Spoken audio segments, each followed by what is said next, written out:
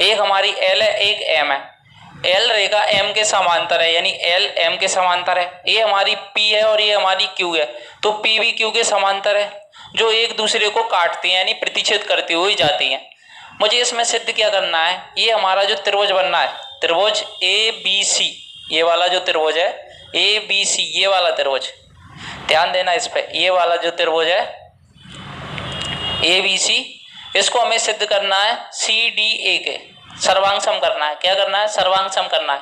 तो सबसे पहले मैंने क्या किया, इन दोनों त्रिभुजों को ले लिया, त्रिभुज ए बी सी और ए सी डी या डी ए सी में जो भी त्रिभुज बनना है हमारे दोनों, मैंने दोनों त्रिभुजों को क्या किया, ले लिया। अब ध्यान देना, देखो थोड़ा सा समझने की कोशिश करना, क्योंकि शायद आप पहली बार पढ़ रहे हो तो आपको कुछ चीजें हो सकता है कम समझ में आए, लेकिन आप कोशिश करें, बिल्कुल सब कुछ समझ में आएगा।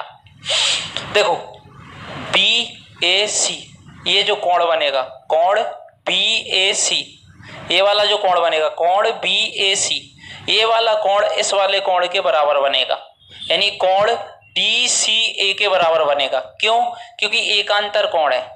कैसा कोण है, एकांतर कोण है। जब एक तिर्यक रेखा इन्हें काटती है तो ये जो कोण बनाते हैं ये एकांतर कोण बनाते हैं, और ये आपस में कैसे होते हैं, बराबर होते हैं, इसलिए ये एकांतर कोण से क्या हो गए, बराबर हो गए।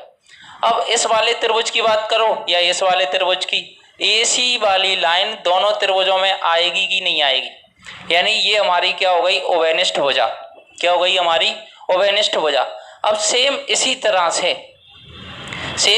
तरह से अगर मैं इस वाले कोण की बात करूं, इस वाले कोण की, ये वाला कोण यानी कोण बी सी ए, ये वाला कोण इस वाले कोण के बराबर होगा कि नहीं होगा, क्यों होगा, एकांतर कोण से। क्यों होगा, एकांतर कोण से।